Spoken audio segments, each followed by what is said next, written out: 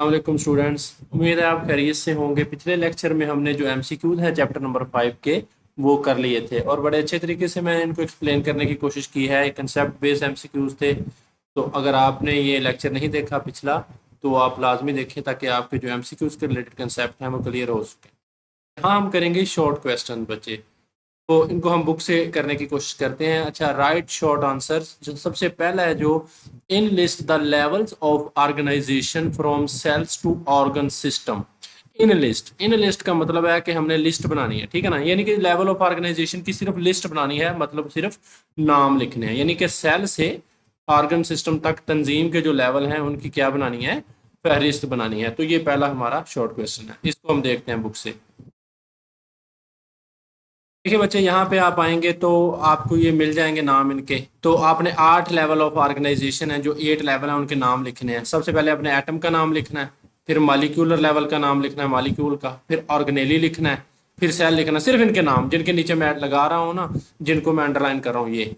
फिर आपने tissue level का नाम लिखना है, ठीक है। फिर आपने छठे नंबर पे टिश्यू मिलके ऑर्गन बना रहे हैं, तो ये बार बार बातें बयान हो चुकी हैं, तो ये आपने लिखनी है। फिर 7वें नंबर पे आपने ऑर्गन सिस्टम का नाम लिखना है और 8वें नंबर पे ऑर्गेनिज्म का नाम लिखना है। सिर्फ ये आपने नाम लिख देने। इसी तरह उर्दू मीडियम वाले जो स्टूडेंट हैं, पहले नंबर पे इसी तरह एटम का आएगा, मालिक्यूल का, ऑर्गेनेली का, सेल का, ठीक है। उसके बाद टिश्यू का। ये मसाले नहीं लिखनी है आपने इसमें, ये एपिथेलियल और मसल, इस सवाल के जवाब में मसाले बनती नहीं है, ठीक है। 5वां टिश्यू है।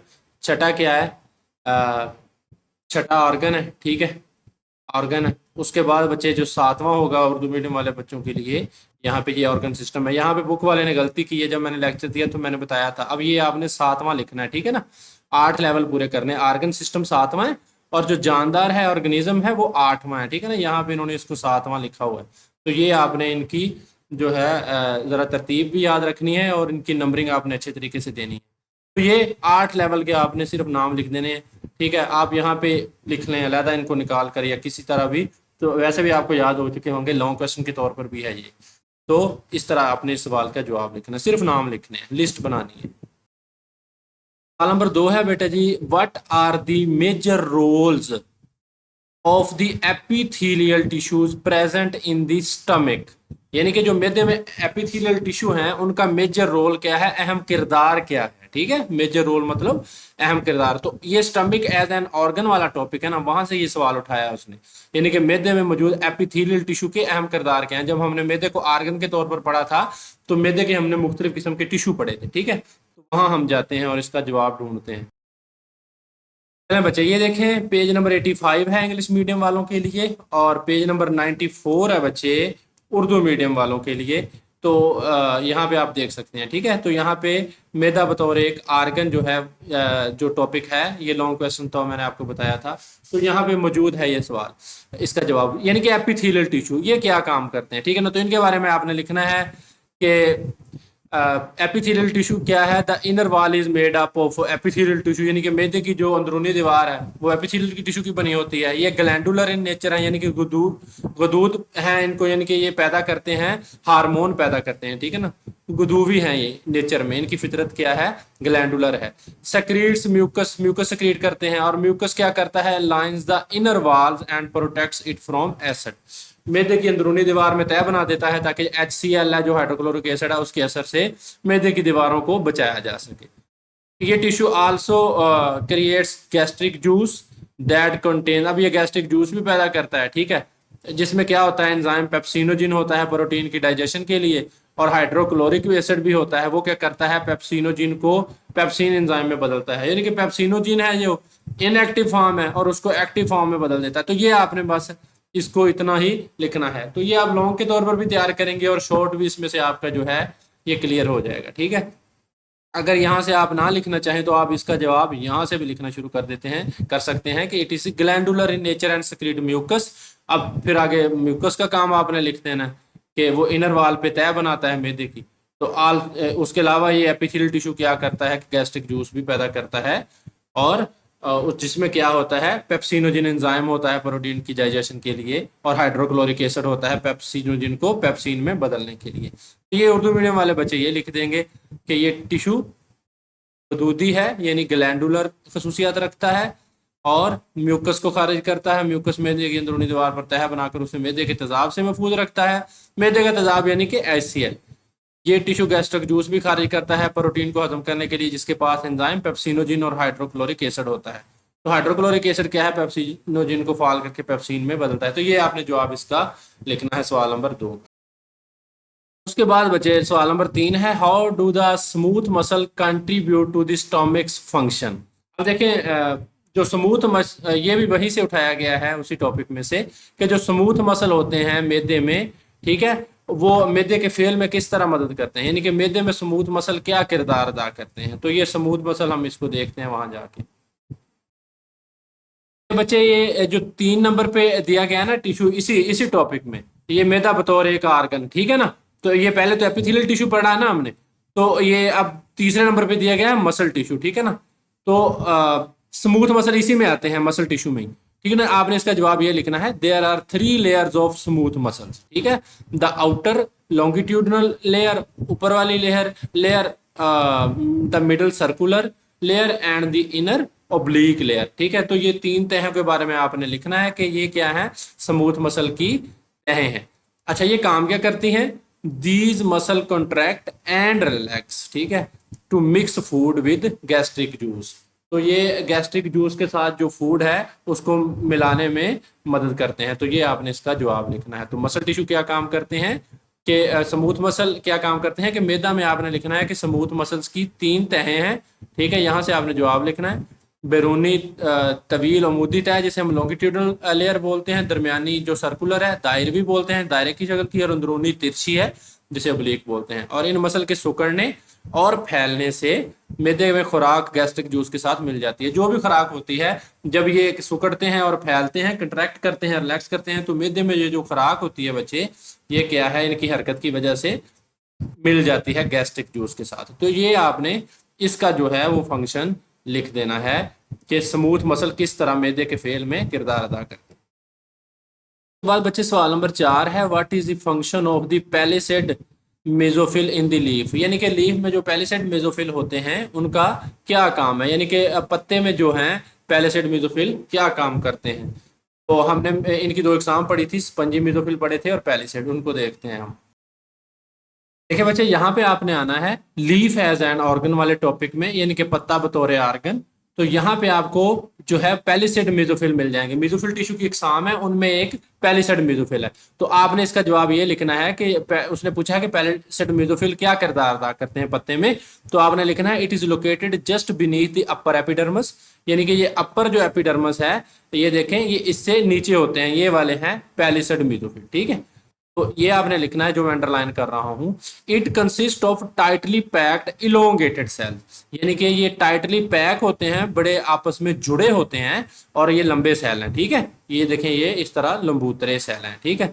तो ये क्या है, पैलिसेड मेसोफिल है। अब ये तो इनका इंट्रोडक्शन हो गया, अब इनका फंक्शन आपने लिखना है, ठीक है। तो ये आपने ये 1.5 लाइन लिखने के बाद ना आपने ये लिखना है, it consist of cells which are rich in chloroplast, यानी कि इनके पास वो सेल होते हैं जिनमें बहुत ज्यादा क्लोरोप्लास्ट होते हैं। It is the site of photosynthesis, यानी कि ये फोटोसिंथेसिस करने में क्या करते हैं, पौधे को, पत्ते की मदद करते हैं। तो ये आपने पैलिसेड मेसोफिल के बारे में लिखना है। पहले आपने ये लिख देना है कि अपर एपिडर्मिस के नीचे होते हैं और लंबे पैक सेल हैं। उसके बाद आपने इसका फंक्शन लिख देना है कि it consist of cell which are rich in chloroplast, इनके अंदर क्लोरोप्लास्ट ऑर्गेनेली होगी, तो ये फोटोसिंथेसिस करवाएंगे। ये उर्दू मीडियम वाले बच्चे भी इसी तरह लिख देंगे, ठीक है। तो पैलिसेड मेसोफिल आपने लिखना है कि ये बलाई एपिडर्मिस के बिल्कुल नीचे मौजूद है और लंबे और जुड़े सेल पर मुश्तमिल है। उसके बाद आपने ये लिखना है, ऐसे सेल्स पर मुश्तमिल है जिनमें बहुत से क्लोरोप्लास्ट होते हैं। ये टिश्यू वो मकाम है जहां फोटोसिंथेसिस का अमल होता है। यानी कि पहले आपने ये लिख देना थोड़ा सा और फिर ये लिख देना, तो ये आपका सवाल बुक से ही क्लियर हो जाएगा। बच्चे अगला है, what is the role of shoot system in plant, ठीक है। तो ये ऑर्गन सिस्टम की तरफ जा रहे हैं हम। उसमें से सवाल आया है कि पौधे में जो शूट सिस्टम है उसका क्या किरदार है, यानी कि ऑर्गन सिस्टम इन प्लांट्स वाला टॉपिक खोलते हैं। बच्चे इसका जवाब आपने ये लिखना है, ठीक है। द शूट सिस्टम इंक्लूड्स, यानी कि शूट सिस्टम में जो क्या क्या शामिल होता है वो आपने लिखना है। स्टेम होता है, ठीक है ना, तो यानी कि तना होता है, ब्रांचेज होती हैं, उनकी शाखें होती हैं, लीव्स होते हैं, पत्ते होते हैं, एंड फ्लावर और फूल होते हैं, ठीक है ना, और जो फ्रूट उसमें बनेगा फूल में वो होते हैं। अच्छा, इनका काम क्या है, दीज ऑर्गन्स वर्क्स, ये काम करते हैं टू अनएबल, काबल बनाने के लिए प्रोसेस, ठीक है, ऐसे प्रोसेस को काबल बनाते हैं लाइक फोटोसिंथेसिस एंड रिप्रोडक्शन। तो ये फोटोसिंथेसिस करवाते हैं, ठीक है ना, तो इसमें पत्ते आएंगे तो पत्ते में क्लोरोप्लास्ट होंगे, क्लोरोप्लास्ट क्या करवाएंगे, फोटोसिंथेसिस करवाएंगे, और फूल क्या करवाएगा, ये क्या करवाएगा, रिप्रोडक्शन करवाएगा। तो ये सारे काम क्या है, ये शूट सिस्टम करता है। तो इसका सिर्फ आपने ये 3 2.5 लाइनों पर मौजूद आंसर लिखना है। उर्दू मीडियम वाले बच्चे ये लिखेंगे, ठीक है। तो आपने इसको इस तरह, यानी कि शूट, यहां से आपने लिखना है शूट सिस्टम में तने, शाखें, पत्ते और फूल से बनने वाले फल शामिल होते हैं। ये ऑर्गन फोटोसिंथेसिस और रिप्रोडक्शन जैसे अफआल को मुमकिन बनाने के लिए काम करते हैं। तो ये इसका आंसर हो जाएगा। बेटा जी आगे छठा सवाल है, व्हाट इज होम्योस्टेसिस, होम्योस्टेसिस क्या है and why it is important for organism, और ये ऑर्गेनिज्म के लिए क्यों अहम है, यानी कि होम्योस्टेसिस क्या है और ये जानदारों के लिए क्यों अहम है। तो एक तो आपने होम्योस्टेसिस की लिख देनी है डेफिनेशन बच्चे, ठीक है, यहाँ पे आपको मैं दिखाता हूँ। ये देखें, होम्योस्टेसिस की डेफिनेशन आपने लिखनी है यहाँ से। Homeostasis is defined as the ability of an organism, यानी कि ऑर्गेनिज्म की ऐसी एबिलिटी है, ठीक है, to maintain a stable internal environment, यानी कि अंदरूनी माहौल को स्टेबल रखना है, ऑफ द बॉडी, जिस्म की, despite changes in external environment, ठीक है, यानी कि बैरूनी जो एनवायरनमेंट है उसमें तब्दीलियों के बावजूद जिस्म की अंदरूनी जो माहौल है, ठीक है, उसको क्या रखना है, स्टेबल रखना है। तो इसी तरह ये तारीफ लिखेंगे उर्दू मीडियम वाले बच्चे, ठीक है, बैरूनी माहौल में तब्दीलियों के बावजूद जिस्म के मुस्तहकम और मुतवाज़न अंदरूनी माहौल को बरकरार रखने की सलाहियत को होम्योस्टेसिस कहते हैं। तो ये अहम क्यों है, इसकी अहमियत के बहुत सारे पॉइंट हैं, ठीक है। अहमियत के पॉइंट आपने ये लॉन्ग के तौर पर करने, तो आप एक कोई भी लिख दीजिएगा, ठीक है। तो आप ऐसा कीजिएगा कि आप इसकी जो इंपॉर्टेंस का पॉइंट है ना, उसने क्या कहा है कि क्यों इंपॉर्टेंट है, तो आपने ये वाला लिख देना है, ठीक है ना, ये इंपॉर्टेंट वाला पॉइंट लिख दिएगा कि each cell is sophisticated machine that plays a precise role within the body, यानी कि हर जो सेल है वो एक मशीन है, ठीक है, सोफिस्टिकेटेड एक मशीन है जो कि एक खास रोल करती है, प्ले करती है जिस्म के अंदर। The proper functioning of cell is possible only when extracellular condition such as temperature, pH and the concentration of salts, glucose and oxygen are keeped in normal range. तो ये इसकी अहमियत है कि जब सेल जो है तभी काम करेगा जब उसकी जो एक्स्ट्रा सेलुलर इन्वायरमेंट है, बाहर वाला माहौल है, जैसे टेम्परेचर है, पीएच है, और साल्ट्स का इर्तिकाज है, नमकियात का, ग्लूकोज का, ऑक्सीजन का, वो एक नॉर्मल रेंज के अंदर रखा जाएगा। तो ये काम कौन करती है, होम्योस्टेसिस ही करती है, ठीक है। तो ये आप उसकी अहमियत का पॉइंट लिख दीजिएगा कि यानी कि हर सेल एक पेचीदा मशीन है जो जिस्म के अंदर एक मखसूस किरदार अदा करता है। तो सेल का दुरुस्त काम सिर्फ इस वक्त मुमकिन है जब सेल के बैरूनी हालात, मतलब दर्जा हरारत, पीएच, नमकियात, ग्लूकोज और ऑक्सीजन की मकदार नॉर्मल हद में रहे। तो ये आपने इसकी तारीफ लिखने के बाद ये इसकी अहमियत का एक पॉइंट लिख देना है, ठीक है। तो ये इसका आंसर हो जाएगा। बच्चे सातवां सवाल है, शॉर्ट क्वेश्चन, हाउ डज, कैसे, the human body maintains the stable internal temperature. सवाल को समझने की कोशिश करें कि इंसानी जिस्म है, जो इंसानी बॉडी है, जो ह्यूमन बॉडी है, वो अंदरूनी टेम्परेचर है, जो इंटरनल टेम्परेचर है जिस्म का, अंदरूनी दर्जा हरारत है, उसको कैसे बरकरार रखता है, ठीक है। तो ये होम्योस्टेसिस की जो अहमियत है उसमें मैंने आपको बड़े अच्छे तरीके से एक्सप्लेन किया है। ये देखें बच्चे, यहां से आपने इसको 2 पॉइंट आपने इसके मेंशन करने हैं, ठीक है।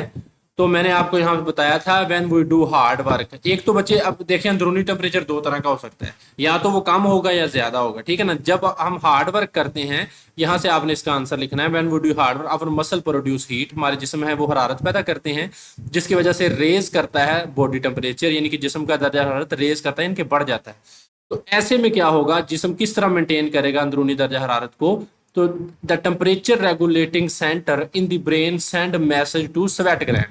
तो यानी कि जो हमारे जिस्म में टेम्परेचर रेगुलेटर सिस्टम होगा ब्रेन में, दिमाग में, जिसे हमने हाइपोथैलेमस बोला था, तो वो क्या करेगा, पसीने वाले जो ग्लैंड होंगे, स्वेट ग्लैंड, उनको कहेगा कि आप पसीना पैदा करो, ताकि ये जिस्म में हीट पैदा हुई है ये एवेपोरेट हो, ताकि हीट है वो पसीने के साथ खारिज हो माहौल में, बाहर वाले माहौल में, ताकि जो अंदरूनी माहौल का दर्जा हरारत है वो कम हो। एज अ रिजल्ट इसके नतीजे में स्वेटिंग अक्कर, पसीना आता है, and the temperature of the body falls to normal.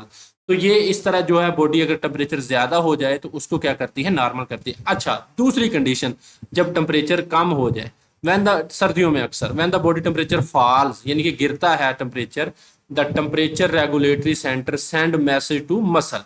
तो यहाँ पे अब जो टेम्परेचर रेगुलेटरी सेंटर है वो मसल को पैगाम भेजेगा, जिसकी वजह से shivering occurs.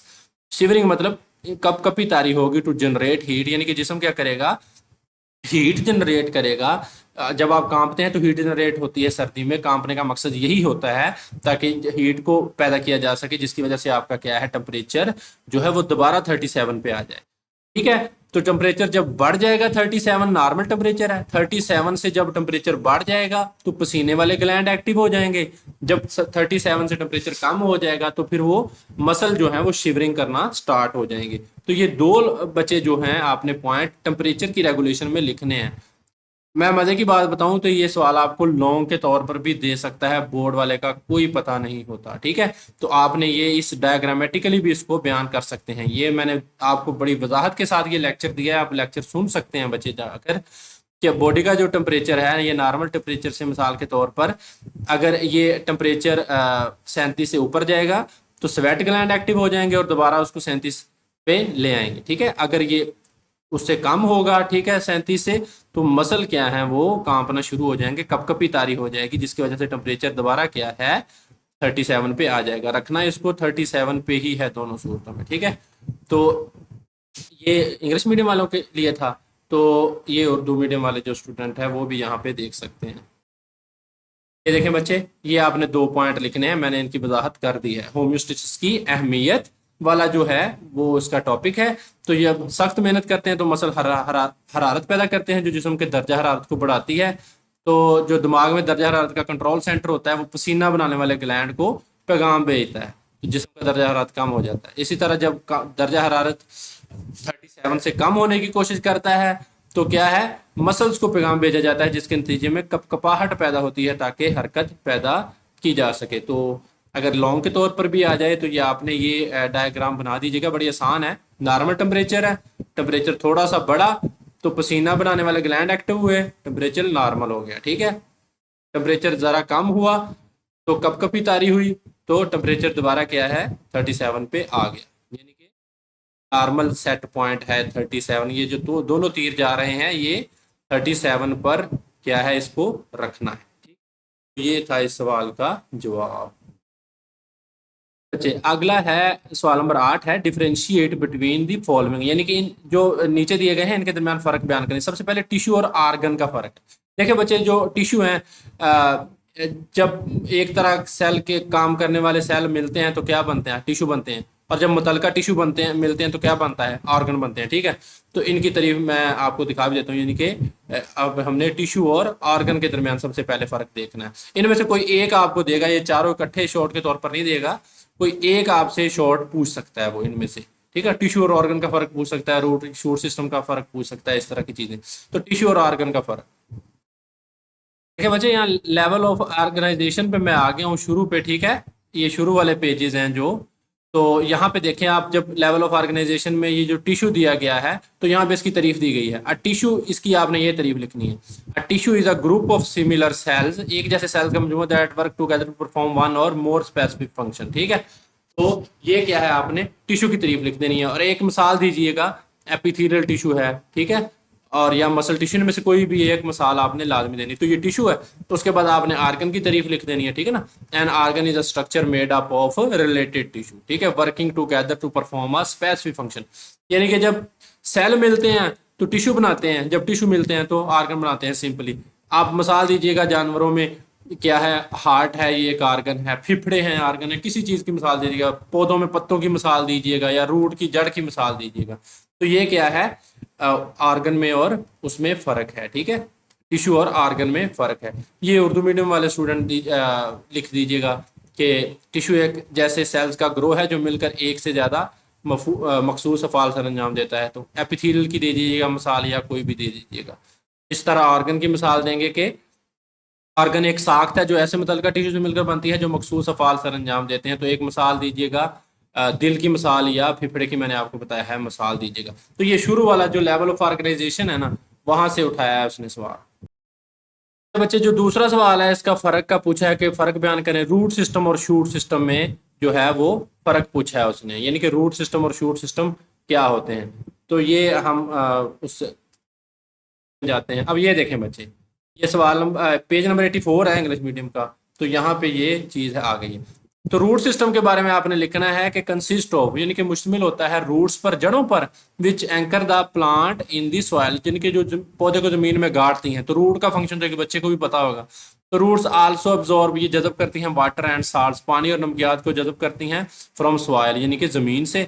And in some cases store food, और जो खुराक है उसको भी जखीरा करती हैं। तो शूट सिस्टम का आपने उसके बाद हेडिंग बना के मार्कर से लिखना है कि इसमें आगे, ये मैंने आपको बता भी दिया है शूट सिस्टम का, तो सवाल भी अलग से आया था कि इसमें स्टेम होती हैं, ब्रांचेज होती हैं, लीव्स होते हैं, फ्लावर होते हैं।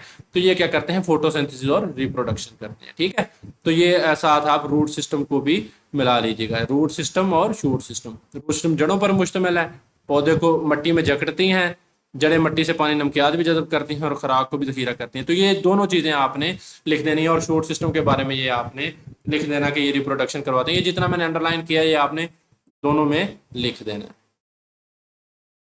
बाद बेटा जी है एपिडर्मल एंड मीजोफिल टिश्यू, इसमें फर्क बयान करना है। ठीक है, एपिडर्मल और मीजोफिल टिश्यू, तो ये पौधे के टिश्यू हैं, इनको हम देखते हैं।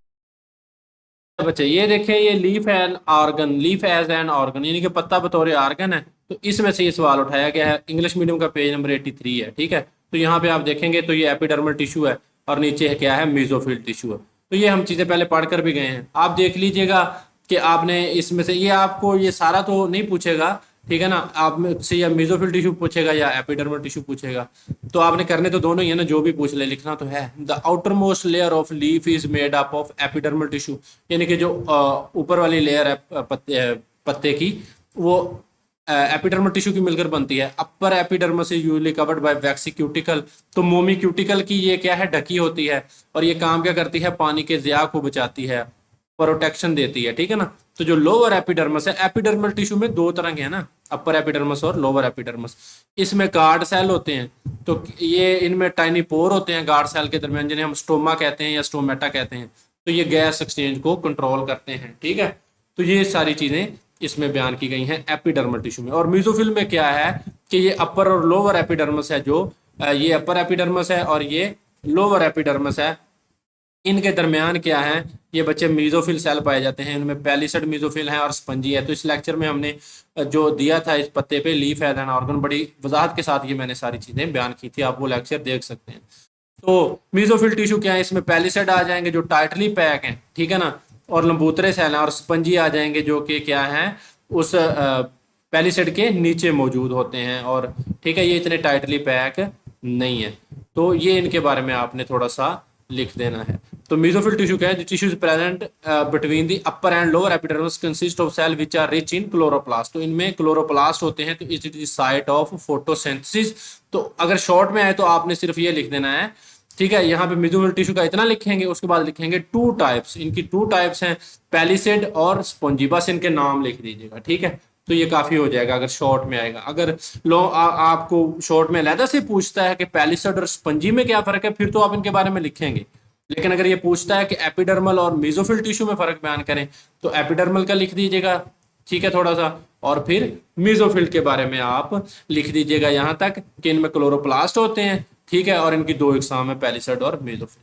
उसके बाद ये उर्दू मीडियम के जो स्टूडेंट है, इनका पेज नंबर है 91, ठीक है ना। तो वहां पे देख सकते हैं कि इसकी बैरूनी तह है, एपिडर्मल टिश्यू पर मुश्तमिल होती है, मोमी क्यूटिकल के हैं, इससे ढका होता है पत्ता। ठीक है, तो ये पानी के ज़िया को कम करती है, तहफ़्फ़ुज़ फराहम करती है। ये सारी चीज़ें लेक्चर में हम स्टडी कर चुके हैं। ठीक है, तो इसके बारे में आप लिख दीजिएगा। उसके बाद आप मेसोफिल टिश्यू के बारे में लिखोगे कि ये ऊपर वाली और जो नीचे वाली एपिडर्मिस है उसके दरमियान मौजूद है। तो इनमें बहुत से क्लोरोप्लास्ट हैं जहाँ पे फोटोसिंथेसिस का अमल होता है। तो इतना आपने लिखना है। और उसके बाद आपने क्या लिख देना है, इनकी दो इकसाम है, एक पैलिसड मेसोफिल है और एक स्पंजी। तो ये आपका सवाल क्लियर हो जाएगा।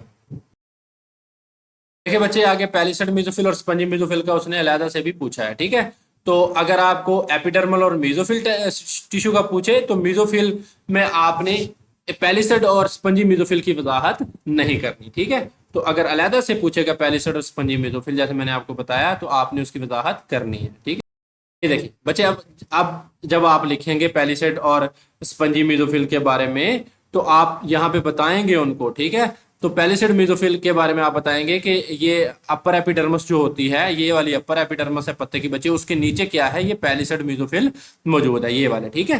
तो इनके बारे में आप बताएंगे। तो ये बार बार सवाल रिपीट हो चुका है, मैंने कई दफा इसको बताया। तो इसमें टाइटली पैक एलोंगेटेड सेल होते हैं, लंबे सेल होते हैं, टाइटली पैक होते हैं। जो स्पंजी है ये पैलिसेड मेसोफिल के नीचे है, यानी कि ये पैलिसेड मेसोफिल है, उसके नीचे क्या है, स्पंजी मेसोफिल है, ठीक है। तो इसके बारे में आपने बताना है कि पैलिसेड मेसोफिल के बिलो है, it is compose of loosely, ये टाइटली पैक थे, ये लूजली हैं, ठीक है ना, यानी कि ढीले होते हैं, आपस में इतने जुड़े नहीं होते। तो जुड़े नहीं होते तो इनमें क्या होती हैं, एयर स्पेसेस होती हैं, खाली जगह होती हैं हवा के लिए। तो ये एयर स्पेसेस क्या करती हैं, diffusion of gases through the leaf, तो पत्ते से जो है वो गैसों का जो डिफ्यूजन है उसको क्या करती हैं, रेगुलेट करती हैं, ठीक हो गया जी। तो ये पैलिसेड और स्पंजी मेसोफिल के दरमियान फर्क आपने लिख देना। ये उर्दू मीडियम वाले बच्चे लिखेंगे पैलिसड और स्पंजी के दरमियान जो है फ़र्क। चलें बच्चे, ये यहाँ तक हमारे जो हैं ये तकरीबन सारे शॉर्ट हैं वो क्लियर हो चुके हैं। और बच्चे जो लेक्चर है वो भी तकरीबन 26 मिनट्स पर जा चुका है, तो जो लॉन्ग है बेहतर होगा कि हम वो अगले लेक्चर में ही उनको देखें। चलें बच्चे, अगले लेक्चर में मिलते हैं। बच्चे चैनल को सब्सक्राइब कीजिए, वीडियो को भी लाइक कीजिए, दोस्तों के साथ भी शेयर कीजिए। उर्दू और इंग्लिश मीडियम के लिए जो भी मटेरियल है आपका वो मैं यहाँ पे अपलोड कर रहा हूँ, केमिस्ट्री का और बायोलॉजी का, और दूसरी बुक्स पर इंशाल्लाह जल्द ही स्टार्ट करेंगे। चलें, बहुत शुक्रिया, अल्लाह हाफिज़, अगले लेक्चर में मिलते हैं।